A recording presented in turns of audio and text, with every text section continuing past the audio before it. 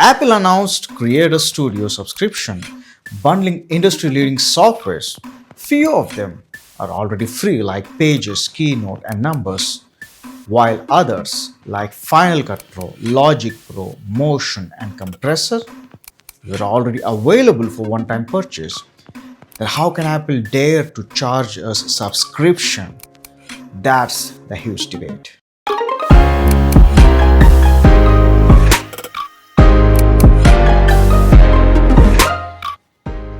Apple Creator Studio is a strategic software bundle designed to dismantle Adobe's monopoly on the creative industry. It packages Apple's three professional-grade pillars into single, aggressively priced subscription, approximately $13 a month. Final Cut Pro, the video editor, Logic Pro, the audio studio, Pixelmator, the photo canvas, and also included are productivity apps like Keynote, Pages, Numbers, and Freeform. Unlike Adobe Creative Cloud, which forces users into high monthly fees for distinct apps, Creator Studio is positioned as the anti-Adobe choice, offering a complete multi-hyphenate workflow for modern YouTubers who need to edit, mix, and design thumbnail art all in one ecosystem. It acts like a golden cage, using affordable software to lock creators into Apple Silicon hardware, M-series chips forever. And let me explain. The hero of this bundle is, of course, Final Cut Pro. Now, Apple has made a crucial promise. The one-time purchase is not going away. You can still buy it once and own it forever on the Mac. But on the iPad, it has always been a subscription. And this is where the strategy gets brilliant. Creators have been begging for professional editing on iPad for years, the dream of editing on the couch or on the go. Apple finally delivered it, but with a twist. By subscribing, you unlock the unified workflow. You can start a project on your iPad during your commute and finish it on your Mac at your desk seamlessly. But how does Apple justify charging a monthly fee for apps that used to be one-time purchase? The answer lies in the difference between maintenance and evolution. One-time buyers will likely continue to receive standard updates, bug fixes, stability, maybe basic features, but the subscription is for the premium tier. We are talking about AI-driven features that require constant development, exclusive sound libraries for Logic Pro, and advanced templates for Pixelmator. Even the productivity apps, Keynote, Pages, Numbers, Freeform, which remain free for everyone, get a premium layer of AI formatting and advanced tools inside the bundle. So the message is clear. If you want the tool, buy it once. If you want the intelligence, pay the rent.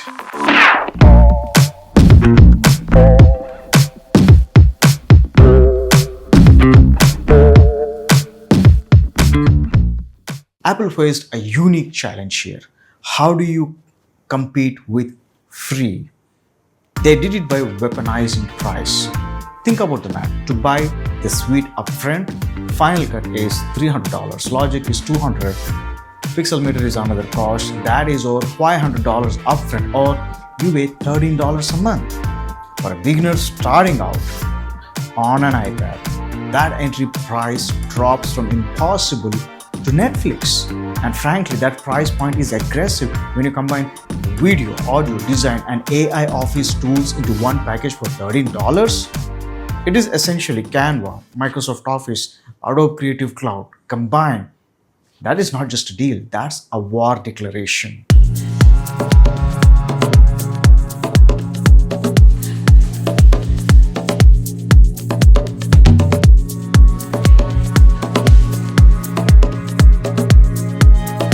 So what do one-time buyers lose? If you own an M-series Mac, you probably won't lose much, just the exclusive stock assets and perhaps the most cutting-edge AI generators, because ultimately, Apple doesn't care if you subscribe or buy. They care that you are using Apple Silicon. The subscription is just the bait to keep the ecosystem alive, enticing and future-proof. They aren't just selling software, they are selling the reason to buy the next M chip.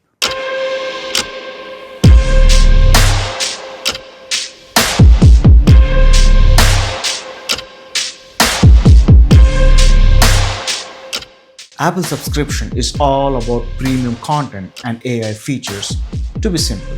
But let's cut through the noise. What is Apple actually selling here? It looks like a subscription, but it isn't. They are selling empowered Macs. Here is the reality. One-time buyers will likely get lifetime updates, including the AI tools, but those AI tools will only work if you have the silicon to run them. The subscription is just the software layer. The M series chip is the engine, and honestly, this is actually a good thing because creating on an empowered Mac isn't just about brand loyalty anymore, it's about physics. The industry shattering speed, the thermal efficiency, the dedicated neural engines. Apple isn't forcing you to upgrade because they are greedy. They're forcing you to upgrade because the future of creation is too heavy for your old Intel machine to lift. So, yes, it's a trap, but it's a trap built with the fastest computers on earth.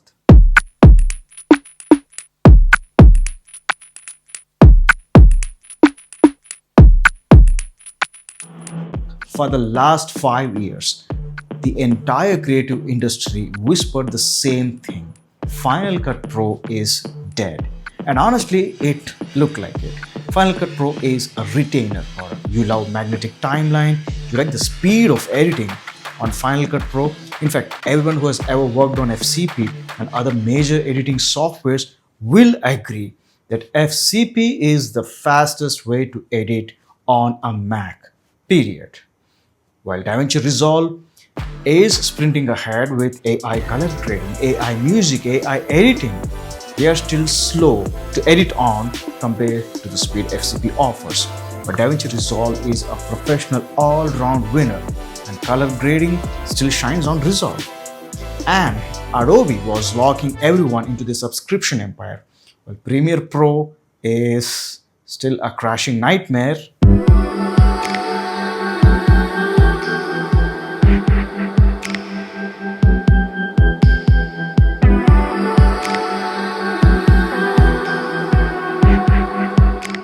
Apple was silent. Final Cut Pro on Intel chips was a timeless product. They built it so good that it just worked. It was not perfect, but it was timeless. It ran so well, it did not need constant updates. And once you fell in love with FCP, you're hooked into Apple Mac ecosystem. Yet, that's why one-time purchases made sense. Even if you upgrade your Macs, you still own this software that was ridiculously good, fast, and fun to edit on. FCP is their major retainer product that would help customers become loyal Mac users. Final Cut Pro was solid, reliable, but stagnant. We thought Apple had left it to die, but we were wrong. It wasn't dying, it was hibernating. The moment Apple Silicon arrived, Final Cut Pro didn't just update.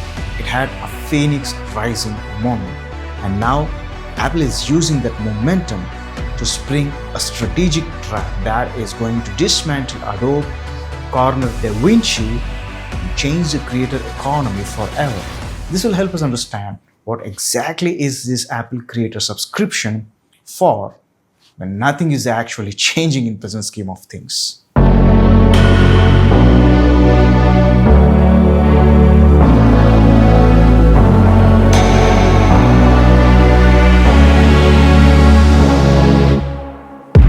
To understand the trap, you have to look at the inspiration, DaVinci Resolve. Let's be real, DaVinci is the good guy of the industry. Their software is miles ahead in professional features. But DaVinci has a problem. They are a hardware company trying to survive in a software world. The CEO, Grant Petty, actually hinted at wanting to launch a subscription. The business logic was there, but he didn't pull the trigger. Why? Fear. He knew the backlash would destroy their brand. Creators hate being milked. Apple saw that fear and they saw an opening. They realized they could do what DaVinci was too scared to do. but they couldn't just slap a price tag on the Mac version. That would cause a riot. So they used a Trojan Horse. They launched the subscription-only FCP on the iPad first. Think about how smart that is. iPad users are used to paying for apps and they're used to the App Store model. Apple normalized the paywall on the tablet, targeting the new generation of creators who touch screens instead of keyboards. DaVinci Resolve leveraged Apple Silicon right from the M1 chip and gave full-blown desktop versions of it right on an iPad. Apple was late. They launched FCP for iPad, but it was not like the Mac version. It was more like the touch-first, interface-friendly, and it was subscription-based. It was not perfect at launch. They didn't sell it as a tax, they sold it as a bridge. You start coding on an iPad, and suddenly buying a Mac feels like the only logical next step.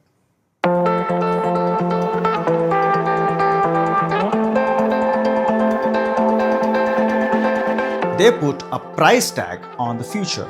They drew a clear line. If you want the premium polish, the stock assets, the cloud features, you pay for subscription. If you want the raw intelligence, the AI updates, you pay for the M-powered silicon. There is no free ride anymore. You are either buying the service or buying the engine. And this places DaVinci Resolve in a brutal position. They are staring at a unique challenge. They cannot keep giving away the industry's best tools for free while Apple aggressively bundles the entire creative suite for $13. They have a path to follow, but it is dangerous. They finally pull the trigger on a subscription, or will they find another way to survive? We don't know yet. One thing is certain, Resolve 21 will not just be a software upgrade, it will be their answer to Apple's war.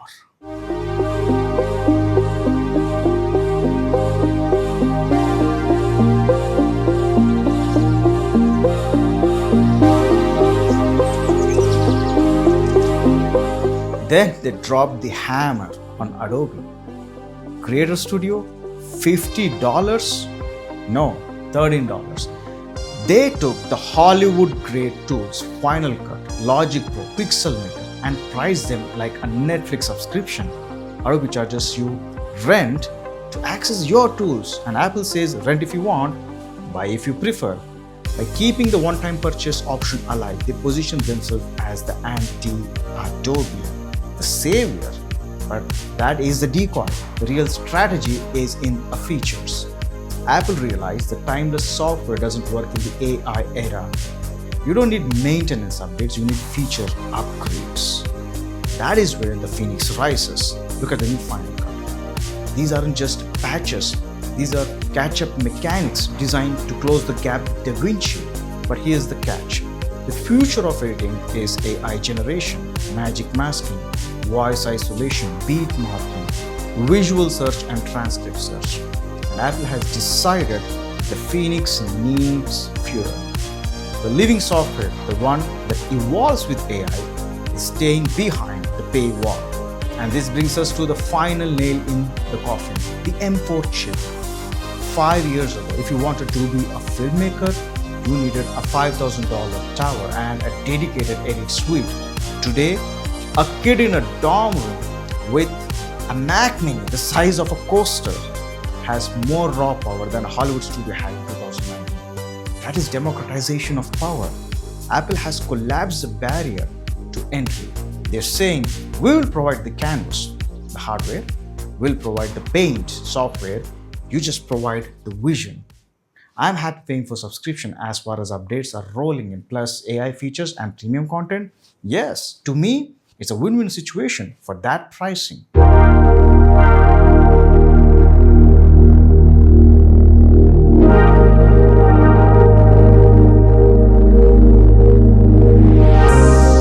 Apple didn't just lower a price, they executed a Phoenix protocol. By reviving a stagnant product, Final Cut Pro, with silicon power and using the iPad as a Trojan horse to normalize subscriptions, they have outmaneuvered DaVinci's fear and Adobe's greed. They are democratizing power with the M4 and the future M-powered chips to lock the next generation into the golden cage. The hardware is the gate, software is the key. The future of editing is editing on Macs. Resolve is a great contender, but Apple, although late with Apple Creator Studio, is aiming to be the golden standard of creation, not just video editing. The future of creation is Apple Creator Studio. The future of editing is Apple Creator Studio. The future of human expression is Apple Creator Studio. And Apple wants that to happen, obviously, on their M-powered Macs. So, where does this leave us? Adobe is a greedy landlord still charging higher end for an old apartment. DaVinci is a specialist stuck trying to sell expensive panels to pros, and Apple became the ecosystem. They fused the cloud, the AI, and the silicon into one inescapable loop.